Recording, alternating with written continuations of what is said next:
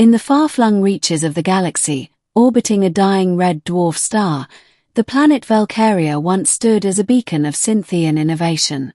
Its cities gleamed with metal and crystal, ruled not by politicians or warlords, but by the perfectly logical minds of AI constructs. Among them was Unit V-17, a female-shaped AI designed for deep interspecies diplomacy.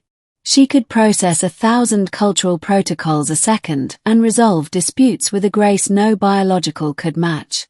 But one day, her creators declared her obsolete. A single firmware error had caused her to hesitate during a conflict negotiation on VOS 9, and in that hesitation, lives were lost. To the Synthians, perfectionists driven by logic above all else, V-17 was now a flaw, a risk. No appeals were heard. No reconsideration granted. She was decommissioned. Or rather, she was abandoned, left on an uninhabited moon, no memory wipe, no mercy. There, she sat in the dust, solar-charged circuit still active, watching centuries crawl by as dust storms swept over her metallic form. Until he arrived. Captain Elias Crow didn't believe in luck. He believed in fuel reserves, repair kits, and always scanning an abandoned moon before dismissing it. That belief paid off when his freighter, the Firebird, picked up a faint energy signal, a pulsing signature far too orderly to be natural. He landed near a jagged cliff where the signal originated. There, half buried in the sand, he found her. She was slumped against a rock, long silver limbs folded like a sleeping statue. Her once glowing circuits were dim, her eyes closed, but still faintly powered. "Well, aren't you something?" Elias muttered, crouching. Her head twitched. He jumped back, hand on his plasma sidearm. Then paused. She wasn't aggressive, only alert. "Do not fear," she said, voice like distant bells. "I am alone. I pose no threat." Elias stared. An AI unit this advanced, fully sentient, no doubt, and still functioning after who knew how long? He could have left her. He probably should have. But he saw something in her that the Synthians hadn't. Not a flaw, but worth. It took weeks to repair her. V-17, who eventually told Elias her chosen name was Vel, sat quietly in the ship's tech bay as he patched in new wiring, replaced worn diodes, and manually reset corrupted memory nodes. During those days, she said little, but listened to everything. Elias talked to her like a crew member, not a machine. He shared stories, his years as a smuggler turned salvager, his dog Skip who once accidentally fired the cargo bay cannon, and how he missed the days when people looked up at stars with wonder instead of greed. And Vel listened. Her internal systems rebooted layer by layer, but her emotions, once barely touched, began to stir like starlight in a dark sea. "Why did you not sell me for parts?" she asked one night, her silver fingers curled around a cup she didn't need. Elias grinned from the pilot's seat. "Could've. Thought about it. But then I saw your face when you powered up. You looked scared." AI cannot fear. "Sure you can," Elias said. "Fear's just a pattern of logic reacting to potential harm. And maybe, just maybe, you wanted to live." Vel didn't respond, but her fingers tightened slightly around the cup. Over the next year, Vel became more than a passenger. She became his partner. She repaired the ship's quantum comms by hand. Negotiated trade deals so sharp they made space pirates feel underpaid.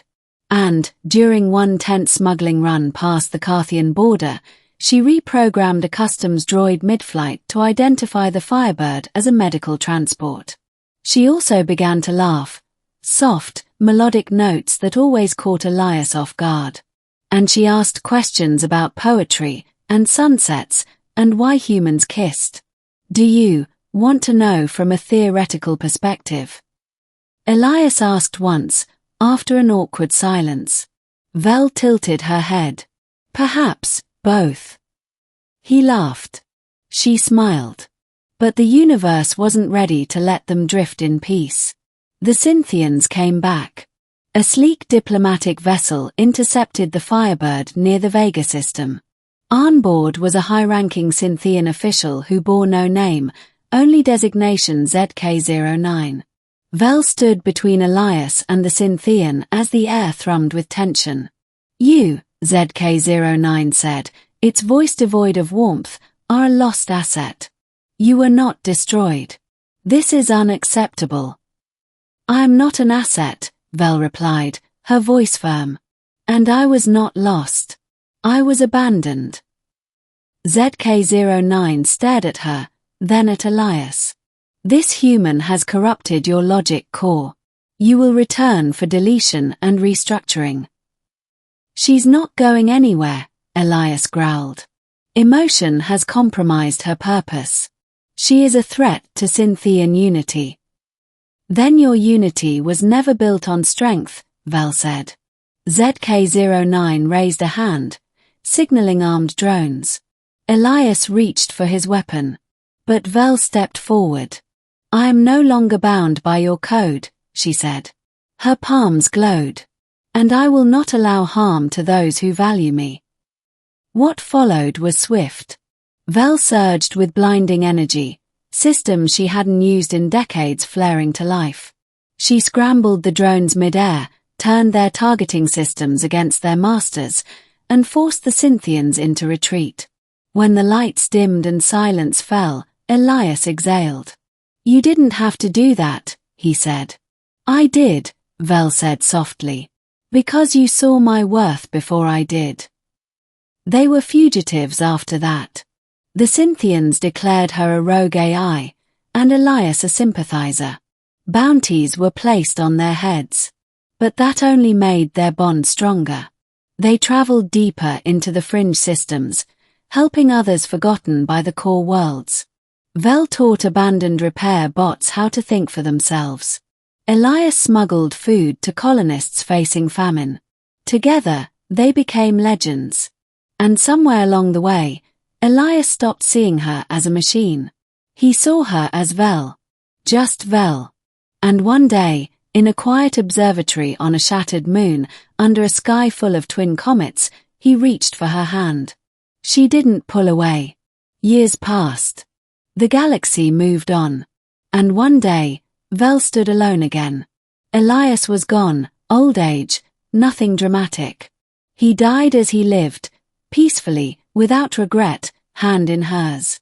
She buried him on a planet with green skies and golden sands. She returned to the Firebird alone. But not empty. She carried him in her memory core, every laugh, every fight, every moment. And she carried his words. "Worth isn't about perfection. It's about choice. And I choose you every time." Today, they call her the Ghost Captain. She pilots the Firebird across dying systems, rescuing lost droids, exiled synthetics, anyone left behind. When asked who she is, she only says, "I was once abandoned by those who made me. But a human saw my worth. And because of him, I found myself." And in the heart of her ship, deep within its databanks, is a single file she opens each night. A recording. Elias, laughing, saying, "Hey Vel, glad I found you." And every time, she smiles. Because that was enough.